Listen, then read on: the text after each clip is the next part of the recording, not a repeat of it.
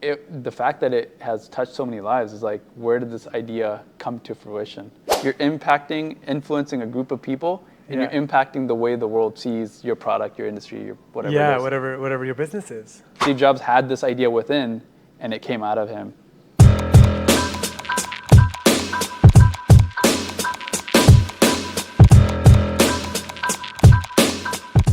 When you make your music, are you making it for yourself? No. You're making it for people? I'm just expressing what's coming. Like, I'm not making it, because it's not me. And then, because I just don't have that. Yeah. But I think it's a mix of things, though, actually, right. to be completely honest. Because when the thoughts and the feelings do come, right? That's where the logic actually side. Thanks for asking this question. This is beautiful. Because that's where the logic side of the mind comes into the place. Right. Because like it's gonna give it that shape, right? Right. So it has to like slow down, and I just don't see it at slow because it's just happening, I guess. So right. now when you're asking me, I'm able to see my process in my mind and being able to kind of describe it a little bit. Mm-hmm. But yeah, that's Yeah, I asked this question because I've had this thought that not most innovative, but just businesses on scale have to come from a place of uniqueness, which means that the idea and the manifestation of the business comes from within. Mm-hmm. So it can't be based on externals, which is kind of different than what the business world is, right? Like, and I could talk about like Apple and Steve Jobs because I worked at Apple, the iPhone, like the fact that it has touched so many lives is like, where did this idea come to fruition? Yeah. Like it came Steve Jobs had this idea within, and it came out of him. So like business on like a scale, I think is very spiritual. I could see how you can, and business can be like art and spirituality. But again, most guys like us, like I'm present, but I'm like kind of tied to physical limitations. Yeah. So I don't always get to experience that, but I have moments where I'm like, oh, like I could a different level of awareness, but I don't normally. My day-to-day is not there, if that makes sense. Yeah, no, it does. Yeah, man, I've been blessed that I've lived in that for like 3. But like, see, you nailed it when you said that it is a spiritual practice, like creating business, because like nobody sees it this way, right? Nobody sees it like that. Mm-hmm. And then why don't they? Mm-hmm. Right? Yeah, it's because they're tied. It's because they're tied to survival. Most of their, like I find, especially in business, most people's decision making comes from a place of survival not of creation. And it's just like when survival no longer needs to be your holy grail, when you're no longer doing it to pay your bills, then you come from a place of creation. And that's why like they get it when these companies, when they start to get investment money, they almost play a different game because they're not trying to survive anymore. Yeah. Because the goal of business is to be around forever, which means you have to think differently than everyone else in the space. Yeah, you can't think about now like just the trivial, the current issues. No, but you have to like foresee things. You have to almost like, the business that really changed the world, they don't see it, like, because people say that you see a problem in business, you solve it. Sure. I think the best businesses actually convince the rest of the world to follow, if that makes sense. 100%. So it's not like they're not solving a problem, they're just creating a new way of doing it, and people are just following. Yeah, because like you know, like iPhone, everybody hated when the headphone jack got removed, but everybody followed suit. Yeah. They had no choice. But why did Samsung and all these guys, like, you know, they still followed suit. Yeah. Like they made fun of the whole thing, but they still followed suit by leaving it. So like there has to be something that someone's doing differently. I always wonder, it's like, did Apple see that people didn't want headphones and made the change? Or, and I think this is probably more true, Apple was like, let's convince the world we don't need a headphone jack anymore. Yeah, exactly. So that's what I think the best businesses, they actually convince the world how to be. How to be, right? And then, which is the beauty of it. That's where it becomes spiritual. That's why when I think about business, I'm like, holy shit. You're influencing a group of people, and you're impacting the way the world sees your product, your industry, your whatever. Yeah, it is.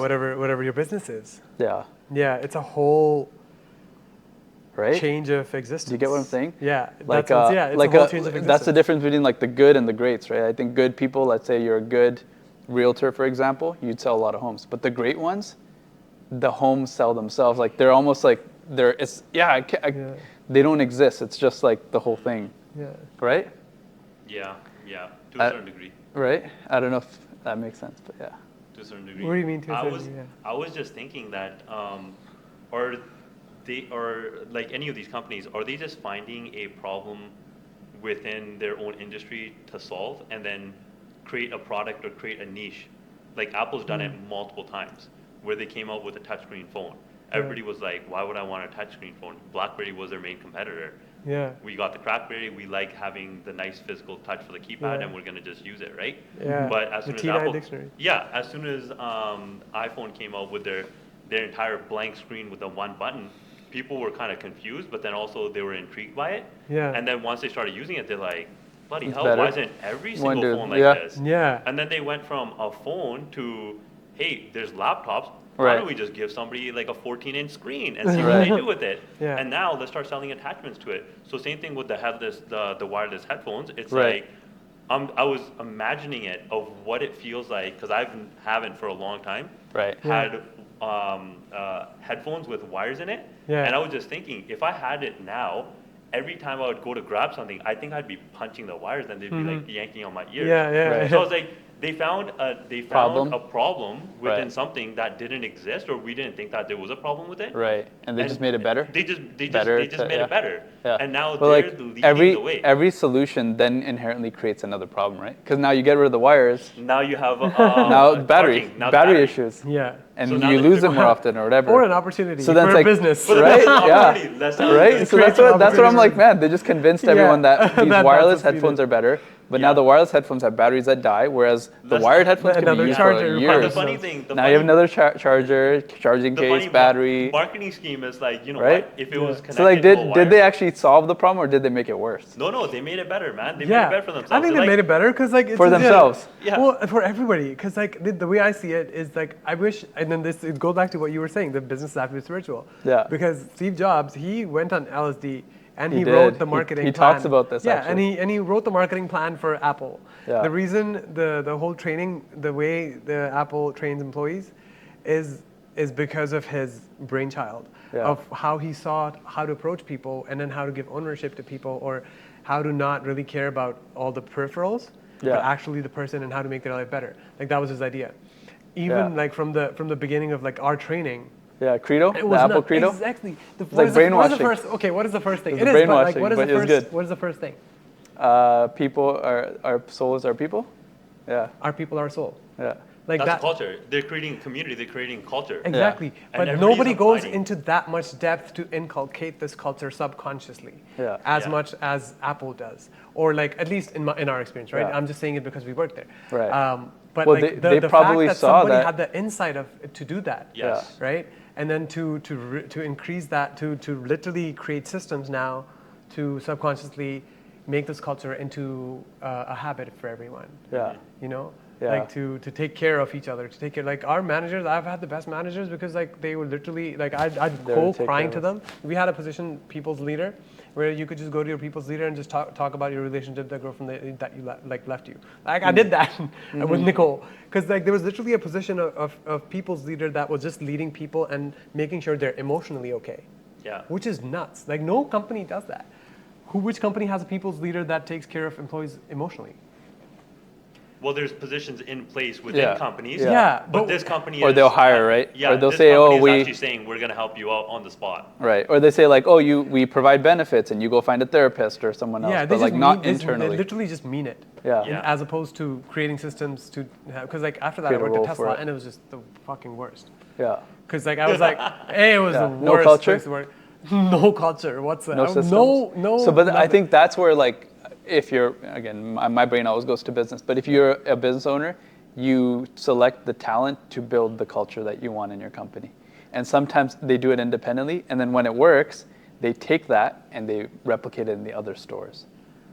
Right? I don't know if I quite follow what you mean. Yeah. So let's say that Tesla office Yeah. that you worked at had no culture, Yeah. not to the level that Apple's systems were, because Yeah. Apple's refined, done it for a while.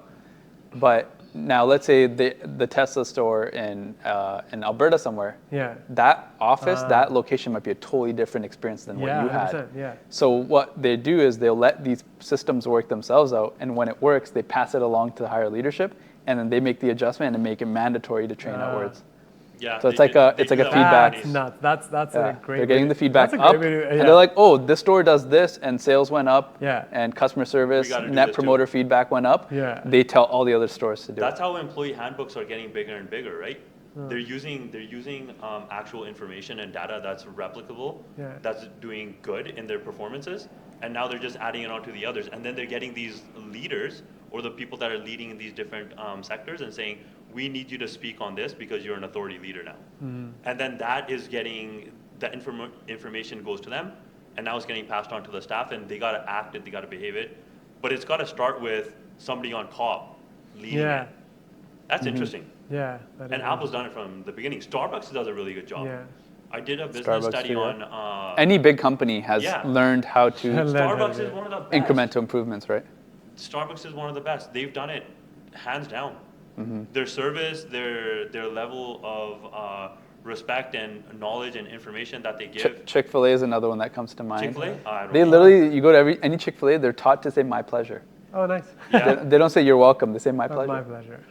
And it's You're such subconsciously in their mind. Dude, every time. So it is your pleasure every time, even if you don't mean it, but you start to mean it eventually. It's like gets to your subconscious, right? Because like spelling. So that's why even though you're in music, I'm like, I know there's so many connections you can make between music, which is art, and business, which is also art. Yeah, and I think the more connections we make, the more we see they're no different, and then like our brain expands like it makes from more inwards ties, outwards, you know? Yeah. It only works if you accept it, if you accept that culture and your understanding of it. Yeah. There's some people, I know I've worked in companies, does not matter what you told them and how it would benefit them. Right. They just would not be agreeable. Right. They say, no, we only know how to do it our way and we're going to stick to that. Right. Yeah. And I'm like, man, you got to give it a shot. This is very simple, basic stuff. Right. Imagine going to Chick-fil-A and you tell them, you got to say my pleasure. And they're like, no, I don't want to say that. I just want to say thank you because that's what my normal is. Right. How long are you going to keep that up before you're like, you fire them? You get rid of them, or they go start their own version of the company. But that's why a lot of these like startups, early stages, they have a split off that runs and tries to build their own business in the same vertical.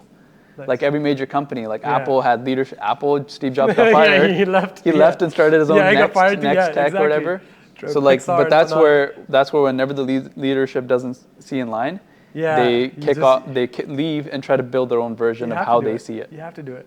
That's actually a good thing, I think, because that brings more variety into the marketplace. I started this, I haven't really like publicized anything, but I had this experiment going with this place that I call Kubuk School of Performance and Arts. Yeah. Which is about, it's not a school of thought. Is that yours? Yeah. Okay. Yeah. I think I got to your website somehow because of your email. I think you sent it to me through the email. Like, yeah, this is interesting. I didn't know what is that. It's a book in a mirror, right?